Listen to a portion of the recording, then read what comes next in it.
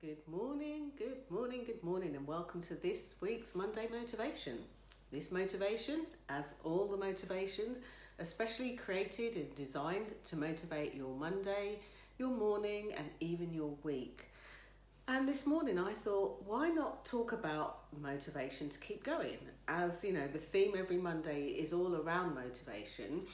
What happens when you don't want to keep going, or when you hit a bump in the road? So if you're watching live, do say hi, just type any comments, questions or anything else in the box below. And if you're watching this on the replay, I thank you so much too. So the motivation to keep going. Now at the moment there are all sorts of challenges being shown to us and in some cases thrown at us. You know, I spoke to a delightful woman on Friday through one of the 60-minute sessions that I run, and their motivation to keep going was their family. You know, their motivation to keep going, even though they felt stuck, was their spouse.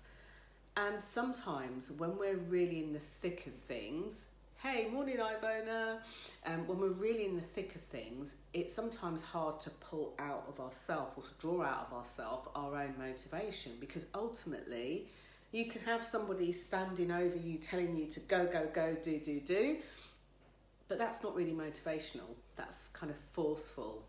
So, hey, morning Alan. Facebook is playing some funny games with me. The numbers count is off, but I can see people joining, so thank you for those of you who are joining, who are live, and who are just sticking your head round the corner kind of going, oh, what's going on there? So as you can see, still on lockdown here, but now the hairdressers are opened. Once I can get my appointment, I hopefully will be transformed, but that's not something that demotivates me or motivates me. And it's interesting because, you know, I had somebody say, gosh, I'm trying to think now, I've had so many of these 60-minute sessions booked in, the days are blurring into one, but somebody said, you know, oh, I can't go out there, you know, my hair doesn't look the same way it normally does, my eyebrows don't really, represent who I am, and they had these, you know, these reasons why they couldn't put themselves out there. And you know what? All of that doesn't matter. All of that isn't important, or isn't as important as we think it is. So let me give you a couple of scenarios. The scenarios that I've been through and seen this week, you know, from one of my gorgeous fibres experiencing a loss in their family. Obviously, you know, I'm going to keep the details of their stuff confidential. And it's so difficult, especially when it's a close member of your family, to know how to navigate these times, because sometimes our society says, oh, well, you should expect it, you know, they're old, they were ill, you know, or, well, you know, things don't last forever. And you know what? I think that's one of the least compassionate ways to treat a fellow human being. Not being able to see where they are, not being able to empathise with their pain, not being able to meet them where they are and just say, you know what, I'm here, I'm listening. Even asking them, well, what can we do for you, is not really the most compassionate place to start with. So if you're a person who through, you know, whatever, whether it's these times or something else, you know, has lost somebody dear or close to you, and you feel like your motivation, your mojo has gone, you know what? If you didn't feel demotivated or deflated at this time, you're not experiencing your human emotions. There is no reason for you to be motivated at this time, but just to take time for yourself, just to experience what you're experiencing, to remember the person that you love, to really just take time out and just be gentle with yourself, you know. I once saw in a group many years ago somebody saying, well, it's been a year, you should be over things by now. And having experienced grief myself, you know, I'm not immune from these things, and having worked with people who've also experienced grief, which comes in different forms, I would say the first thing is be gentle with yourself. Take the time that you need, look after yourself, be kind to yourself. So that was just one thing that really sprang to mind when I was planning this session. And like, why is it even important? Why does it even matter? You know, the thing is, at this moment in time, we are in unprecedented times, and you know that there's a lot of emphasis on the no touching. You know, and having attended a funeral by live stream this week, which it was an odd experience, but I was able to be there. I fully understand how surreal it seems of not being able to go up to somebody and physically hug them unless you've been isolating with them. And that can add a different dimension. So when I thought about the topic for this week, I really wanted to speak to this because I've heard it in so many different forms this week, you know, just this last week alone, where people have somehow felt that they couldn't reach out and help somebody, or that they're not being helped themselves. And it's interesting that we've got the lovely Ivona on live, because, you know, Ivona organises a couple of things. She's all about relationships, of course, as you'll know. Anyone who's followed me or her for any time will know that. So not only does she help you to get relationship ready in your love relationships, but she's really great at helping people to create relationships in her piece of work, or a body of work, Space to Talk, which is amazing. It's a place where, I mean, think about it. How often do you get to sit and talk and just be able to express in this day and age? And Ivona's created that beautiful and safe space. So if you haven't seen some of the stuff she does, do check out her page on here, Ivona Coaching. And if you're watching this on YouTube, then go over to Facebook and look at Ivona Coaching, and you'll find some details about how you can join her next thing that she does. So one of the other things that really seems to have stopped people from being motivated, of course, is some of the unusual situations with the pandemic. You know, I've spoken to so many people who have wanted to be more visible, which obviously is my specialism. They wanted to be more visible, they wanted to put themselves out there, but they felt restricted somehow. Maybe they're a speaker and they're not doing their live speaking gigs. Maybe they're sort of feeling that they're forced to then do something a different way and do stuff online, and they're maybe not that comfortable or not that familiar with the online stuff. In fact, I spoke to somebody recently in one of the sessions who felt really stuck. And when we kind of like delved into where they were stuck, and I'm sharing this with you, obviously anonymously, because I want you to be able to take the examples or things from the examples that I'm giving here on for yourself.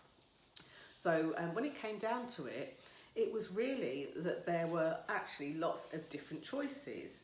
And again, society will tell us, okay, well, if you've got lots of different choices, you have to pick one, and it has to be the right one, and you have to go down that line, which in this day and age, in these life and times, simply isn't true.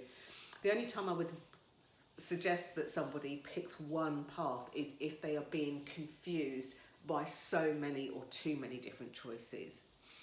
So think about, here's a way to approach it. Here's a way that I think is practical. I hope it's practical. Think about all the different choices that you have. You might at this moment not feel stuck, but you might feel overwhelmed with the choices. One of the best things you can do is to pull it out of your head. Get a piece of paper, set a timer, and write everything that's going on in your head down, whether it seems relevant, you know, to the current situation, whether it seems business or personal, whether it seems, you know, pleasure or pain. Write everything down and get it out of your head, because often the first step in just being able to look at everything written down is really useful. Now, if you have choices, I've said this before and I'll say this again, sometimes if you've only got one choice, you feel like you literally have no choice but that one thing. If you have two choices, it feels like a dilemma. Should I do this? Should I do that? And that doesn't always feel creative as well. But when you've got, you know, three or more choices, now you've got different options. It actually gives you a really good springboard to motivate yourself from. And when you're looking at, you know, which one should I cross off and which one shall I keep, ask yourself these questions. One question or all of them. So the first one is like, what am I tolerating? This helped me make a really important decision recently, and although in my mind I couldn't reached the decision. I reached a decision, but couldn't make it in the way that I had formed it in my mind. It still helped me to make the decision. And that decision will go on, I think, to have a ripple effect in leaps and bounds. So ask yourself, what am I tolerating, or what am I putting up with? What am I sick and tired of experiencing or feeling or thinking about on a daily basis? That's a really powerful place to start, because we all have it within us to change it. We might have to do it by ourselves, but often there is support in the terms of the right people in the right place, the right tools for the right job that can actually help with that. So if you're looking at then continuing that motivation and you've started off on a nice solid foundation, it helps you as you move forward. Does anyone ever resonate, and if you're watching this back on the replay, by all means, give me a thumbs up or a love heart, but have you ever resonated with that feeling that you feel like, oh gosh, this is really infuriating, but I can't do anything about it? Well, actually, that question leads you into that. What am I tolerating? The other question, such a powerful question, is to ask yourself this, like, how did I get here? Now, if you're in the throes of grief or pain or anguish or anxiety, this might not be the best question for you just yet. It's almost like you get to a point of being sick and tired, of feeling sick and tired. And when you ask yourself that question, how did I get here? This gives you an opportunity for you to be 150% honest with yourself. Honest with what parts you played in getting there. Did you make a mistake, or did you create this yourself? It doesn't have to be deemed as a bad or a good thing. However you got to that place, one of the things that I was discussing over the weekend with somebody was around having a program and saying, oh, but I don't know why that one didn't sell very well. And then they created the reasons why, when actually all it was that they didn't tell enough people. It's really simple as that. So it could be that the motivation that comes from that, like, how did I get here? Well, I didn't tell many people, so I didn't have, the result that I expected. It gives you somewhere to go. And the third question is, so what am I going to do about it? So what am I going to do about it? So when you ask yourself either one of those questions or all of those questions, you will find your natural mojo. Obviously, this is so much easier doing it with someone else. And these are questions that I use myself, I use with clients, and they get great results. But nothing gets me better results than doing it with someone else. So today, while I kick off the Q&A call for the last visibility for difficult conversations, I'll have this in mind. I'll have this for the people attending in mind. I'll have create that space where they can openly, honestly explore why a conversation feels difficult, what they need to do, why it's important for them to speak out, and so on and so forth. But if you're worrying, or you're watching this, or you know of people that want to be part of the last difficult visibility for difficult conversations, the actual workshop is on Thursday, this Thursday the 9th of July. So if you would like to attend that, then do have a look at the last posts on my page. There's lots of different posts where you can get the information. What I would say is, click on the link anyway, even if it's entered your mind. Read what's on the sales page, because I have spoken to people, so many people, like literally hundreds now in the last few weeks, and quite a few of them are like, I'm good, I'm not afraid of the difficult conversations, I'm just sitting and watching and listening, which is a great place to be. But while you're sitting and watching and listening, you're not having the difficult conversations. Even when you're sharing some of the brilliant stuff out there, you still are not having the difficult conversations. And I don't want you to feel like you're sliming yourself as you move forward. This is a really important conversation. And whilst it might feel that the fuss has died down, this is not going away. People have been empowered, and many Black people have been empowered to have difficult conversations themselves, share things about their personal life which they never would have seen themselves sharing professionally or personally. They have already been going through these difficult conversations and reliving them as things come up. And this piece of work is important to me because the thing that I'm most passionate about is that everybody has a voice and that everybody can find their voice. This is what's so important. So just before I finish up for the day, I'm just having a look at the comments, and Ivona's thanking me for the mention. No problem at all, you're so welcome. And Ivona's also saying she loves that question, how did I get here? Really gets me into going deep. It's a great insight. It's such a fabulously powerful question. I can't tell you how many times, I've used it for me after I've licked my wounds, How did I get here? Opens up like possibility, opportunity, and the reason why it motivates is because once you've got that popped open, it actually gives you an action or a next step, something that you can do that doesn't feel forced or pushed or stressful or heavy or anything else.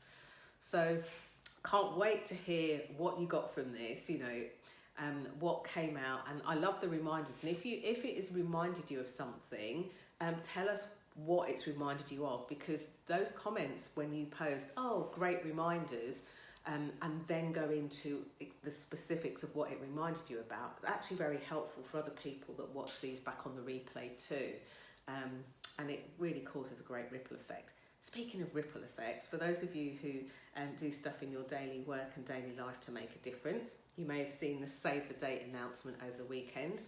You will be hearing a bit more about that later on this week. But I'm going to be running a 3-day event, a live 3-day event, live and online. And I'm going to be sharing stuff when it comes to my body visibility work that I haven't shared with people before. I'm going to be answering questions. We're going to be live. We're going to be able to spend 3 days getting you visible. I don't believe that you need to spend months and months and months being visible. In fact, going from a very quiet and worrying place at the beginning of the lockdown and pandemic, like many of you, losing clients, losing business, and all sorts of things, to coming out of the other end. And it's not over yet, but knowing that, the opportunities that I've still had by taking a dose of my own medicine and sticking to being visible. And I don't want to keep those a secret to myself. I see many people still struggling and worried, and I don't want that to be the case. So why don't we crack on in 3 days and get ourselves out there? So I'll be letting you know about that. I'll be telling the Vibers about it first, and letting you book on at a super early bird special rate before it goes out to the wider world. So thank you so much for all of your support. Thank you for watching these Monday motivations and the other bits and nuggets I put out there. And thank you for those of you who share these. You share these and other people get to receive some nuggets that hopefully motivate their Monday, their morning and their week. Thank you for watching, and bye for now.